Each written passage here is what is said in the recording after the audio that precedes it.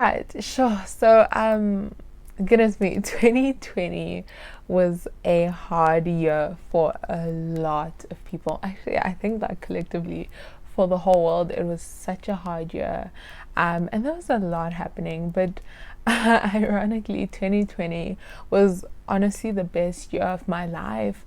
But it looked completely different to what I thought it would look like. And I just wanted to share some encouragement with you and share that story with you as well, and share that testimony of 2020 with you, and show you like that when things look different to what you thought they would, God can still and will still bring glory out of that, or he will still be glorified out of that, and good still comes out of that. Sure. So Holy Spirit guide my words, because yeah. Okay, so 2018 I graduated high school. I finished high school, finished my matric year. That's what we call it here in South Africa. And then 2019 I went to university, and I did my first year of university. And so I am considered an international student. And so my registration looks a little different. The way I can pay, like my fee structure looks a little different. I have to pay a little extra fees because of that. I can't get a student loan, just stuff like that. And so honestly, the fact that I was able to go to school my first year, okay, there you go.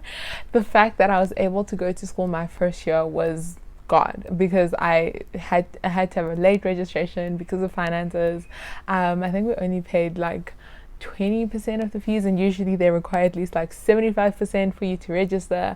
And so the fact that I was able to register and to sign like an acknowledgement of debt and like be able to pay that over a while was 100% from God. And so going into 2020, I passed 2019, which was once again God, my first year, because first year varsity is hard. But anyway, going into 2020, I just sort of had this feeling, and I sort of knew that like I'm probably not going to be able to go to school this year. Like, and the Lord, it's crazy. The Lord just gave me such peace about it. Like, he just gave me such peace, and I had like come to terms with it. It wasn't like this, I mean, okay, it is kind of hectic, but I just knew like, sure, I don't think I'm going to be able to go to school in 2020, just because as well I'm very perceptive, and I could just see what things were happening. And I had all that debt from last year. It was under my name because I'm now an official adult, and because my parents were paying for my university, and I just sort of knew. And so 2020 rolls around, and we actually went to register, or went to sort of try and sort out my fees and like see if there was a way for me to register. If I was like a South African citizen, there would. Okay. So if I was a like South African citizen and like born here, it really wouldn't be like a problem. And I could like get a student loan, or be able to pay all my fees like over the year, or just roll it over to the next year, whatever it is. And so yeah, we went to sort of sort out my fees, and actually, ironically, that day I have a video, and it was there were we were walking down, because we had to walk quite far to like the feast place, and there were these white butterflies like on the bush. They were kind of like on some leaves, and I was able to get this video zooming in, and I only saw this recently. Don't know what it means anyway. But yeah, I just knew, and obviously I wasn't able to register because we didn't have the finances. And so yeah, and I already had such peace about this. Like, the Lord had just already given me such peace about this, and I already knew what was happening. And I just knew, like, I was just like, okay, Jesus. And just backtrack. My word for, is this right? Okay. My word for 2020 was trust. And so usually around like November of each year, like November, October, I sort of get this word on my heart, and my word for 2020 was trust. And so I was like, oh, okay, Jesus, like, I trust you. I'm just holding on to you. You have this all in your hand. I think it was a bit difficult for like my parents, but for me, like, the Lord had just given me such peace. So I didn't register. So now I had this gap year in front of me, and I had sort of been looking for a job in the previous year. just like a part-time job while I was studying. And so last year obviously I was looking for a job, just like, oh, okay, I'm not sure. And I have my print shop, so I was kind of working on that and kind of working on this. I really thought like, oh my goodness, my YouTube is gonna blow up and like that's gonna be my income. And that was really my motivation then.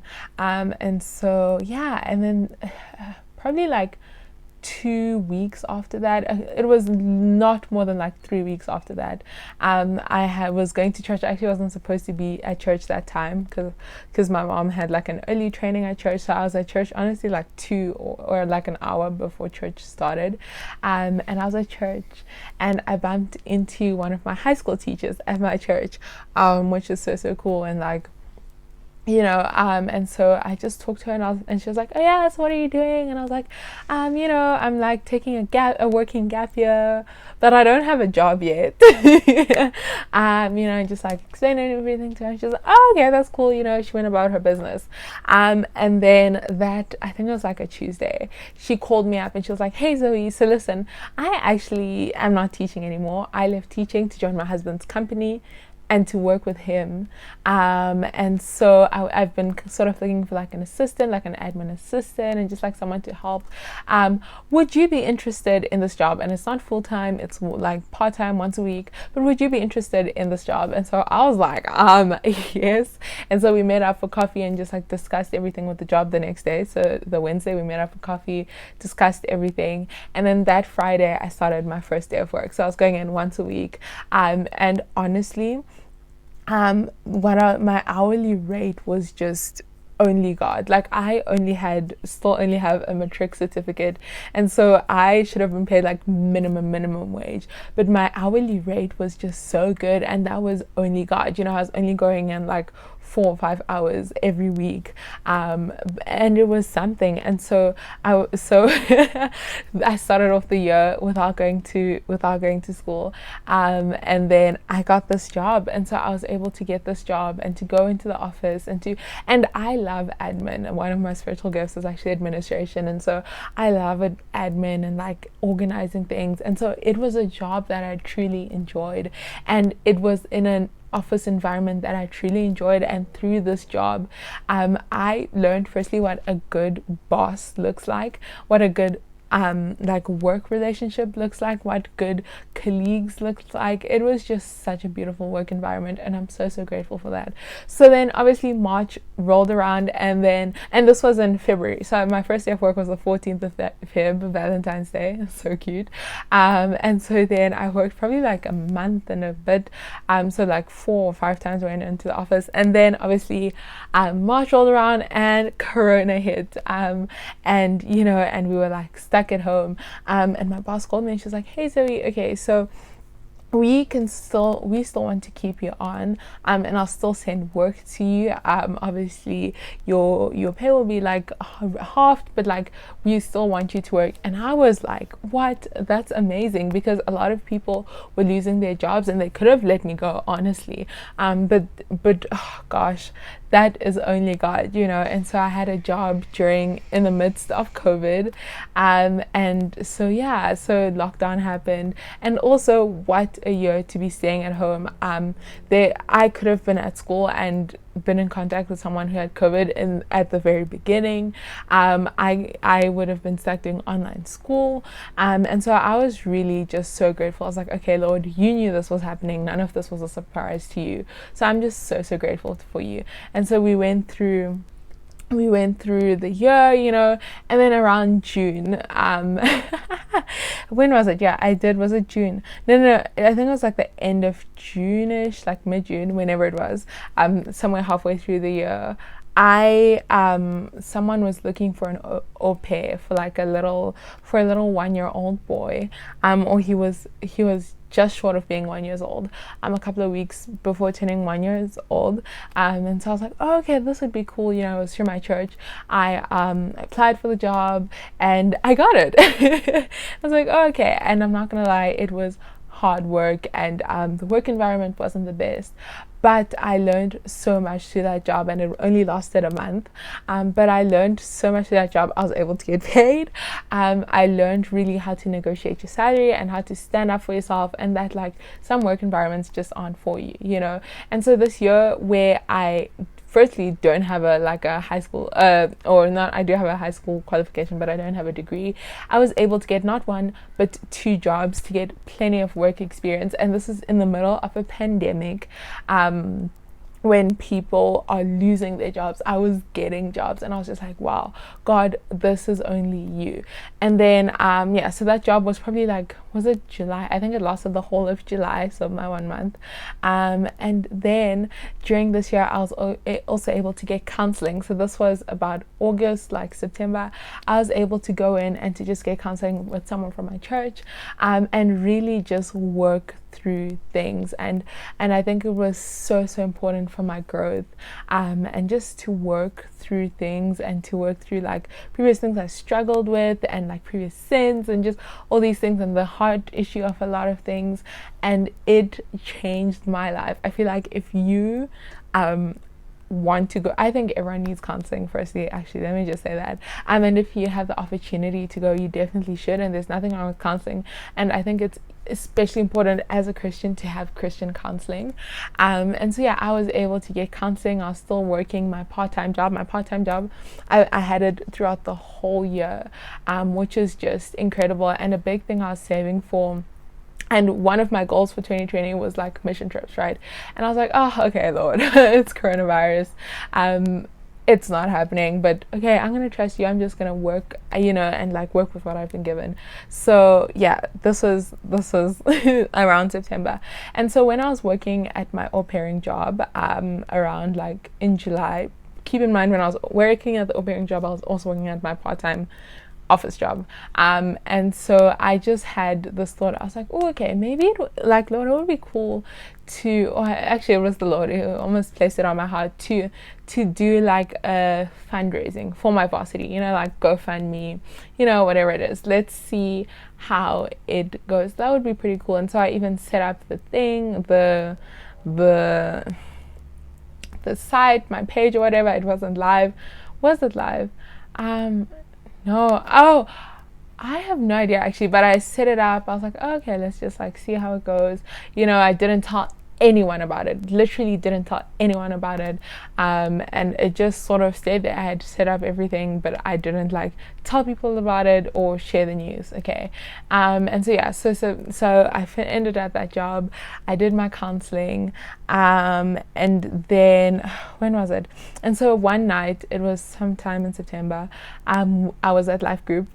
Where was it physical? I think it was over Zoom, life group over Zoom. And my life group leader, he was like, hey, let's share like crazy faith things, because that was also during inspired by like Pastor Mike's crazy faith series. And he was like, hey, okay, so we want crazy faith things that like sound insane, that we don't know how on earth they're gonna come through, like feeding all the homeless kids in South Africa, or like, something that's just absolutely like in your mind, you don't know how it's going to come through. And so for me, I wrote going back to varsity in 2021, because I had about 56,000 Rand in debt from my first year, and in order to go back to varsity this year in 2021, I needed another like 70,000, or even like 50,000. So I needed literally like over 100,000 just to even register for university, not even like just to register and be able to go. So for me, I was like, I'm working a job and I have some money, but I will have to work years to get that. I can't get a student loan. My parents, their jobs as well during the pandemic, obviously, like that income has just decreased so much. There's no way they're going to be able to do this. Like, I'm aware of this. So I just put varsity 2021. And so sometime in September, because this was in a life group, we all shared it. One of my dear friends, she called me, I don't know if she sent me a message, she called me, and she was just like, hey Zoe, why don't you do like a crowdfunding, like a GoFundMe kind of thing? And I was like, this is crazy, because so this was in September, right? Like end of September, and in July, August, September, so 2 months before, I had the idea to do the crowdfunding, but hadn't done it, fundraiser, but hadn't done it. Let me just change how I'm sitting, okay, but hadn't done it, and so I was like, dude, this is so crazy, this might be a God thing, and I really had to pray into it. I think so I was like, okay, this is crazy, this is 2 months ago I had this idea, but I wasn't sure, and I don't want to, ask people and say, hey, can I have your money for me to go to university, kind of thing, and she's like, okay, let's pray about it, let's see, like, how it goes, and so yeah, on the 1st of October, I I started it was through Quicket. I started a fundraising page for Varsity, and I shared it on my Instagram. And when I say, like, I literally shared this, and I have never gotten so many Instagram things ever. It just kind of blew up a little bit, especially in my community. So many people shared it. They reshared the post. Even Rachel Khaleesi, Sia Khaleesi's wife, shared it. So it was so crazy. And I'll put the figures up because I did a little like note with this. But in a span, I think of like 2 or 3 weeks, like 50,000 had been raised, and I was like, oh wow, okay, Jesus, that's so crazy. I'm not even kidding you. The first day I put it up, and I saw I had like, I saw I had 500 rand within a couple of hours, right? And my goal was 300,000 rand to fund my entire degree. I saw I had 500 rand, and I was like, oh, okay, I'm not going to screenshot this because I'm not going to get more than 500 rand. And then I went on later that night, and I had like 1,000 rand, which I was like, whoa, okay, let me like start, just to like say, look at God's goodness. And that was the 1st of October, was like a Friday or a Thursday.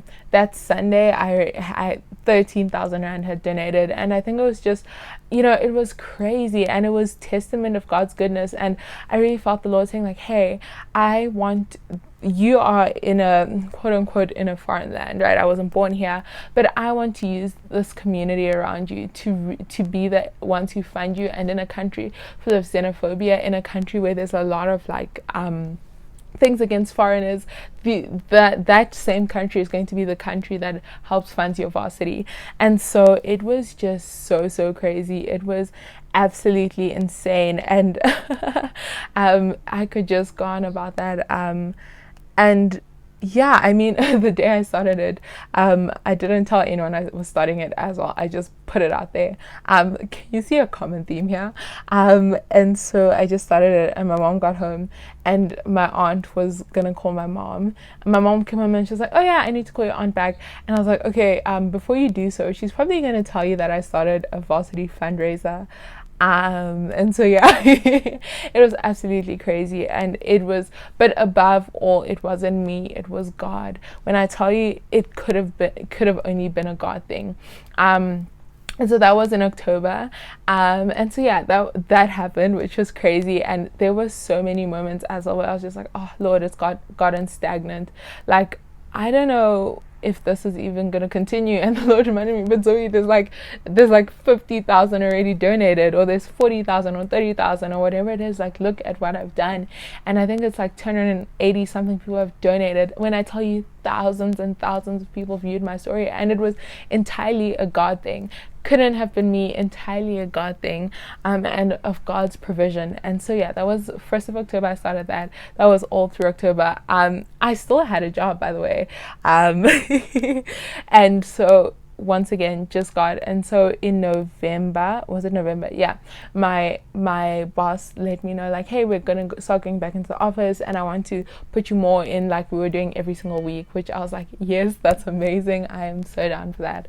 So I still got to go in every week. And then it was, when was it? In November, once again, my life group, some of the guys were chatting about how they were doing Red Frogs. And so Red Frogs is an organization where they go into party spaces and really practically share the love of Jesus and make sure that these kids are partying, well, these people are partying safe and being taken care of. And if they need someone to walk them home, if they need someone, and hydrating them, is a big thing, is like making pancakes. And so there's an event at the end of the year called Matric Rage, which is like a week of partying for matrics, because they're like done with high school, they're like, woo, let's go party, and it's organized, and there's music artists and everything. It's a big thing.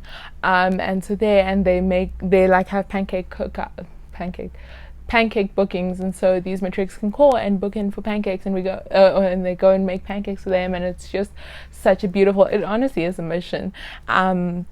And so yeah, so we were chatting at life group, and people were like, hey, like you should sign up for this. Mind, we're in a pandemic, right? And they're like, yeah, Rage is still going on, so like you should sign up for this, see how it goes, okay? Or like, guys, it'll be cool if you do it. And I was like, oh, okay, this would be interesting. And I was ready to pay for this, because my job throughout the whole year, I was like, okay, Lord, you provided this job. The whole year I'd been saving for missions, and so I was like, okay, Lord, I have this much money. It wasn't a lot, but I have this much money saved up, and so I am fine with spending it to the mission. And so yeah, and we're at life group, and one of my friends at life group was like, hey Zoe, if you sign up for this, I will sponsor you. And I was like, okay. Once again, a God thing. And it wasn't like, it was a proper amount of money, like, to go on this mission trip. And so I was like, wow, okay, God, that's you. I didn't expect, because one of my goals was to go on a mission trip that year. And it was my first one. I didn't expect to be able to go on a mission trip in 2020 in the middle of a pandemic. So I was like, okay, that's crazy. That's so cool. Yes. And so I checked with my parents, and and they were like down for it. And so I signed up, and I was so nervous that they like wouldn't accept me or whatever, but they accepted me, and it was a go. And so that started from the 29th of November. 28th of November, what was it? 27th of November, somewhere there. It's like the 5th of December. It was like a week and a bit. And so then the day before I left for Rage, for Red Frogs, someone, because I was working alongside this lady, and she was really helping me like raise money for my varsity as well, on top of the money for the fundraiser. And she called me, and she let me know that we had found enough sponsors for me to be able to register. Remember when I put down my crazy faith thing, and I was like, I need over 100,000 rand to register? They had raised the remaining amount, so it was, I think she raised like 75,000 rand. This is on top of the money raised on the fundraiser for me to be able to go to varsity. And I was just like, God, this is all God. This is truly all God. This was my crazy faith thing that seemed literally impossible. There's no way I would have raised this much amount of money. It would have taken me like 4 years of working just to get this amount of money. Not even, like even more, just to get this amount of money. My parents there was no way they would have afforded it. And so I was just like, wow, Jesus, and wow, and so yeah, only Jesus. And then the next day I got to go on this mission trip, which someone had sponsored the base costs, and thanks to me working that year, I was able to cover like getting down there, because it's from Joburg, it's in Durban, so I was able to get down to Umhlanga. I was able to pay for my food. I was able to pay for like my all my like clothes that you need to get, and spending and everything. I was able to fully pay for that by myself because of the job that God had provided, and to be on mission for Him, and actually ironically the amount that I ended up spending on all that ended up being the same amount that was paid for me to go down there, if that makes sense. So the amount that I was willing to put down and to say, Jesus, I'm trusting you for this. Jesus knew like, okay, you need to spend that, but there's also all those other additional things that you need to spend money on, and so I'm going to provide here so that you can spend here. And it was just beautiful. And that experience changed my life. It truly did. And yes, we were in mission in the middle of a pandemic. And so yeah, I got to go down there and then come back up. I had to self-isolate afterwards. There were a lot of us who tested positive because you were in a crowded environment. But it was just fully a mission for the Lord. And thankfully I didn't test positive. But it was just being on mission for Jesus. And so I say all of this to say, in a year that looked hopeless at the beginning of 2020, that to look like, oh my goodness, I can't go to varsity because of fees, I got a job. Actually, I got 2 jobs throughout that year. I was able to go to counseling. I was able to truly get community, like my life group, and just my friends truly get community. I was able to go to on a mission trip in the middle of a pandemic, and I was, and the Lord raised up money for me to go back to varsity this year, this year, which was over 100,000 rand, which is absolutely insane. And so I say all this to encourage you. That when your year looks different, when things don't seem like they're going right, or your path looks different to other people, trust in God. None of this would have been possible without God, and none of this is for me to say, ooh, look at me, look what I did. No, I couldn't have done any of that. All of it is for the glory of God, and all of it is to say, hey, look at how God cares. I was sort of like writing things to share now, and I just felt the Lord saying, like, I care about every part of your story, every detail. I care about every detail, but above that, I care about you. My heart's for you, and I'm moved by you. Look to me. I'm working it all for my glory. I love you. I care about you. I see you. And that's my heart for this, because friend, Jesus cares about the little details. He cares about your heart. He cares about your life. And nothing surprises him, and he's the God of the universe. And so if my year that I thought like, oh goodness, like this is gone, can be transformed so much, like then can yours. And if anything that I got from my mission from Red Frogs is just the heart of God. When we were all at our messiest, most broken, like ugliest state, Jesus looked at us and he said, I love you, not because you are perfect, not because of what you will bring for me, but because that's who I am. And so I see you right now, and I love you at your lowest. And I love you so much that I don't want you to ever live in sin. I don't want you to ever live in bondage. I don't want you to ever just, to be of this world. I want you. And so he took that, and he took us, and then he died on the cross for us. And so I'm just here to proclaim the goodness of God. And so when your year looks different to what you thought it would, trust in God and hold on to him, because he is writing your story. He is the main character of your story, and he cares for you. I love Genesis 50:20, and so it's Joseph, who you should definitely go read about. Joseph, his life was hard. Okay, so he was like the last born, but he was his father's favorite, and he had this dream, but basically his brothers threw him into an empty well, and then they took his coat that his father gave him and put blood on it and told his father that he was dead. And then they sold him to some people. Imagine your brother selling you, and these people took him to this place or whatever, and then what happened? Yeah, and then he was able to start working and to like build himself up, right, and work for Potiphar.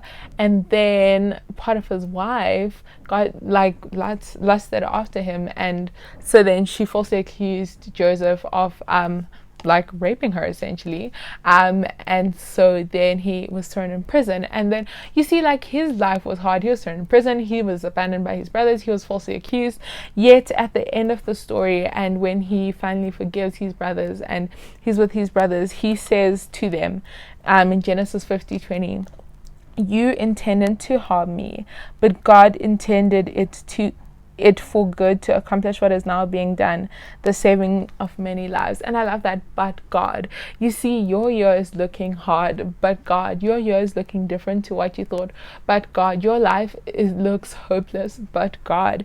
And no, it doesn't say but God redeems it for my good, or not for my good, for my glory, or for my to be glorified or to be lifted high. It says no, for what is being done now, the saving of many lives. And so your life gets to be a testimony for others. Your life, you and I, friend, we get to be a megaphone pointing right back to God. And so whatever situation you're in, be encouraged. But God, like, if you're not dead, he's not done. The God of you can have the God of the universe on your side, and all you have to do is just accept him and say yes. And so I just hope you're encouraged by this. I truly do.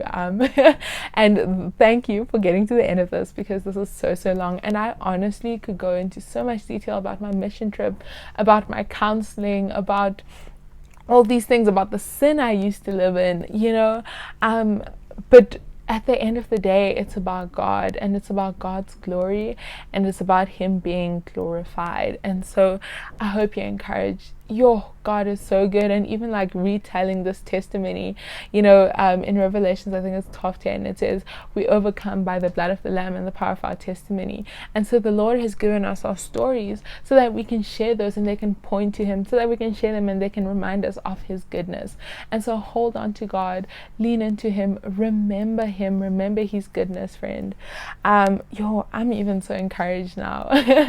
And I'm able to register for varsity this year. I've been doing everything I need to register, and it's so crazy being able to go into varsity, not like stressing, oh my goodness, and I'm gonna have to like, try and ask them to like this because I don't have enough money, and like I might have to register late, and everything has just worked out so beautifully. And so just trusting God, friend. And when your year looks different, God's plan is infinitely better than any versions of my plan. And so when your year looks different, it might not be that that someone wants to hurt you or whatever it is. It might just be that this is God's plan for you, and it just looks a little different to what you thought. I never thought I would be taking a gap year in the middle of studying, but this was God's plan for my life. And even if it was caused by other people, caused by other people's shortcomings, God still worked it for His glory. And so if He can do it for me, He can most definitely do it for you. And so hold on to Him. But yeah, thank you so much for watching this, and I truly hope you're encouraged by this, and I truly hope you hold on to God, and always remember His goodness. All right, bye, friend. Bye from me and all my plants.